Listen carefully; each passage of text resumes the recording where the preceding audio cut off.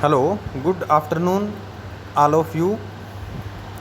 मैं शैलेंद्र कुमार फ्रॉम राजकीय महाविद्यालय पोखरण, सहायक आचार्य भूगोल। अभी बीए द्वितीय वर्ष के भूगोल के प्रश्न पत्र राजस्थान का भूगोल के बारे में हम डिस्कस कर रहे हैं। तो इसके बारे में हम सबसे पहले देखेंगे कि राजस्थान का जो जनरल इंट्रोडक्शन है या राजस्थान की जो भू आकारिकी है, भौतिक स्वरूप जो है, इसके बारे में थोड़ी चर्चा करेंगे। और सबसे पहले हम देखेंगे कि हमारे सिलेबस में, हमारे जो विश्वविद्यालय का जो पाठ्यक्रम है, इसमें हम राजस्थान के भूगोल के कौन से टॉपिक्स डिस्कस करेंगे। तो इसके बारे में सामान्यतः हम प्रति इकाई के हिसाब से इसमें कुछ टॉपिक्स डिस्कस करेंगे, जिनके बारे में हम एक बार थोड़ा मोटे तौर से हम देख लेते हैं कि कौन से टॉपिक्स हैं और क्या इनका मतलब बनता है। तो सबसे पहले जो इकाई प्रथम है, इसमें हम देखेंगे राजस्थान का सामान्य परिचय, यानी राजस्थान निर्माण की जो पृष्ठभूमि है, इसके ऊपर भी हम विचार करेंगे।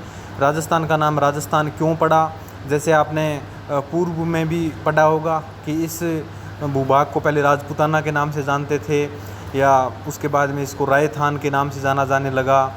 और राजस्थान शब्द जो है वो कर्नल जेम्स टोड की जो कृति है एनालस एंड एंटीक्विटीज ऑफ राजस्थान, उसमें प्रथम बार राजस्थान शब्द का प्रयोग किया गया। और इसके पश्चात राज्य पुनर्गठन आयोग जो फैजल अली की अध्यक्षता में गठित किया गया था, उसने भी इसका अंतिम नाम यही स्वीकार कर लिया। तो स्वतंत्रता उपरांत और राज्य पुनर्गठन के उपरांत 1 नवंबर 1956 के पश्चात इस भूभाग के लिए राजस्थान नाम प्रस्तावित किया गया और राजस्थान नाम ही वर्तमान में प्रचलन में है। तो इसका हम सामान्य परिचय देखेंगे। भी राजस्थान एकाएक तो बना नहीं है। जब पुनर्गठन आयोग की आवश्यकता पड़ी है, तो इसका मतलब ये है कि पहले ये भूभाग कई हिस्सों में बटा हुआ था। इसके पश्चात पुनर्गठन आयोग गठित हुआ, उसकी अनुशंसा के फलस्वरूप या कुछ राजाओं ने स्वतः ही अपनी रियासतों का एकीकरण कर दिया, तो जिससे कि ये एक पुनर्गठित राज्य के रूप में हमारे सामने आया। तो इसके जो विविध एकीकरण के चरण हैं, उनके बारे में हम इसकी चर्चा करेंगे। इसकी जो प्रशासनिक इकाइयां हैं वो कौन सी है, कितने ज़िले हैं इसमें और कितने संभाग हैं। जैसे वर्तमान राजस्थान में 7 संभाग हैं और 33 ज़िले हैं। तो इसके बारे में भी हम इसके सामान्य परिचय में देखेंगे। इसका क्षेत्रफल कितना है, जैसे 3,42,239 वर्ग किलोमीटर क्षेत्रफल पर राजस्थान फैला हुआ है। तो जनसंख्या कितनी है, इन सब टॉपिक्स को हम इसके सामान्य परिचय में शामिल करते हुए उनके बारे में हम डिस्कस करेंगे। इसके पश्चात राजस्थान की भू आकारिकी या राजस्थान का जो भौतिक स्वरूप है, इसके बारे में हम चर्चा करेंगे। तो जैसा कि आप लोगों को विदित है कि भू आकारिकी या भौतिक स्वरूप का मतलब ये होता है कि कोई भी भूभाग है उसको प्रकृति ने कैसे बनाया है। देखिए, 2 चीज़ें होती है, एक होती है भौतिक और एक होती है भौगोलिक, या फिर 2 हम ये भी मान सकते हैं, 3 होती है। एक होती है भौतिक, एक होती है भौगोलिक और एक होती है सांस्कृतिक या मानवीय। तीनों में डिफरेंस समझिए, क्या अंतर होता है तीनों में। भौतिक अथवा प्राकृतिक जो है वो स्वतः बनती है, यानी जो प्रकृति के द्वारा बनी है, जो स्वतः बनी हुई कोई भी वस्तु है, उसको हम भौतिक या प्राकृतिक के नाम से जानते हैं। लेकिन दूसरी जो भौगोलिक है, इसमें कुछ मानव का भी योगदान रहता है। जैसे बहुत सारे तत्व जो हैं वो भौतिक नहीं होते लेकिन भौगोलिक होते हैं। जैसे मान लीजिए सड़कें हैं या परिवहन के अन्य साधन है या पुल है, इन सब चीज़ों को प्रकृति ने नहीं बनाया, लेकिन ये भौगोलिक है। भूगोल में हम इन चीज़ों का अध्ययन करते हैं। तो कहने का तात्पर्य ये हुआ कि जब भौतिक में कुछ काट छांट करके मानव जो नवीन चीज़ें बना देता है, उनको हम और वो चीज़ें भूगोल में अगर अध्ययन की जा रही है तो उसको हम भौगोलिक की श्रेणी में रखते हैं। और भौतिक में काट छांट करके जो नवीन चीज़ें सृजित करता है मानव, भौतिक वस्तु में रूपांतरण के फलस्वरूप जो नवीन वस्तु उत्पादित होती है, जो नवीन वस्तु हमारे सामने आती है, उसको हम मानवीय या सांस्कृतिक के नाम से जान सकते हैं। तो इसमें जो राजस्थान की भूगोल का जो प्रथम इकाई है इसमें हम क्या देखेंगे कि राजस्थान का जो भौतिक स्वरूप है या इसकी भू आकारी की क्या है।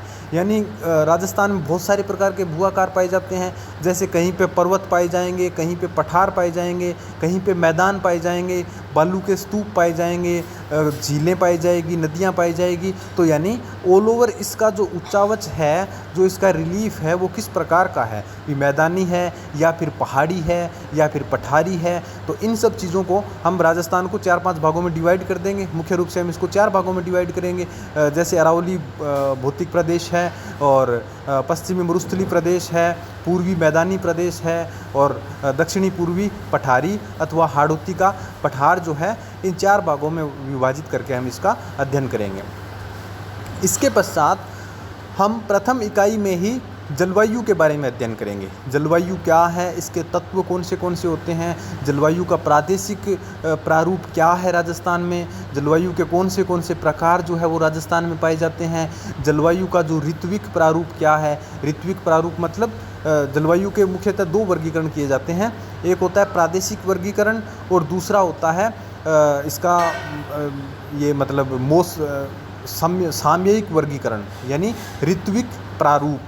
जैसे वर्ष में 3-4 ऋतुएं पाई जाती है, तो हम इन 4 ऋतुओं का जो अध्ययन कर रहे हैं उसको हम शामिल करते हैं जलवायु का मौसमी प्रारूप या जलवायु का ऋत्विक प्रारूप। और जो दूसरा जो प्रादेशिक प्रारूप है या जो प्रादेशिक वर्गीकरण हम पढ़ेंगे, उसमें हम ये देखेंगे कि राजस्थान के कौन से हिस्से में कौन सी जलवायु पाई जाती है।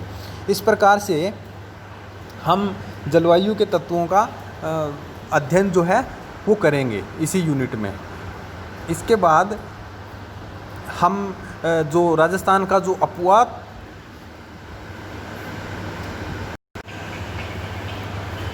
इसके पश्चात हम अपवाह प्रणाली का अध्ययन करेंगे। यानी अपवाह प्रणाली का मतलब होता है कि जब किसी भी भूभाग में बहने वाली जो नदियां हैं या जो नालियां हैं या जो झीलें हैं, उनका प्रारूप क्या है। यानी उन जब नदियां जो बहती है वो किस दिशा में बह रही है, किस प्रकार से अपना जल जो है वो किसी सागर में ले जा रही है अथवा नहीं ले जा रही, या किसी झील में डाल रही है। तो इन सब चीज़ों का जो है वो अध्ययन हम करेंगे अपवाह प्रणाली में। ड्रेनेज सिस्टम में हम इन सब चीज़ों को पढ़ेंगे। इसके अलावा इसी यूनिट में हम मृदा का भी अध्ययन करेंगे। मृदा क्या है, इसके निर्माणक तत्व कौन से होते हैं, किन तत्वों से यह प्रभावित होती है, और मृदा के कितने प्रकार पाए जाते हैं, राजस्थान में उनमें से कौन से प्रकार पाए जा रहे हैं। तो इस प्रकार से हम मृदा का अध्ययन इस यूनिट में करेंगे। ये सब तत्व जो हैं वो भौतिक तत्व हैं, यानी इनको बनाने में मनुष्य का कोई योगदान नहीं होता, प्रकृति स्वतः इनका निर्माण करती है। इसके अलावा हम नेचुरल वेजिटेशन जो है, प्राकृतिक वनस्पति जो है, उसका अध्ययन भी करेंगे। प्राकृतिक वनस्पति के रूप में जैसे राजस्थान में वन पाए जाते हैं या घास के मैदान पाए जाते हैं, और वन पाए जाते हैं तो कौन से प्रकार के वन राजस्थान में पाए जाते हैं, और राजस्थान का जो है वो कुल भूभाग का कितना प्रतिशत भाग है वो वनाच्छादित है, और वो अगर कम है तो क्यों है। इन सब कारणों को भी हम इसमें देखेंगे। वन्य जीवों का भी अध्ययन करेंगे कि राजस्थान में कौन से वन्य जीव पाए जाते हैं। इस प्रकार से ये हमारी प्रथम यूनिट होगी। इस प्रथम यूनिट में हम इन सब तत्वों का अध्ययन करेंगे। इसके पश्चात हम दूसरी यूनिट में क्या क्या पढ़ेंगे, क्या क्या टॉपिक्स हमारे हैं, उसके बारे में भी हम आगे चर्चा करेंगे। धन्यवाद।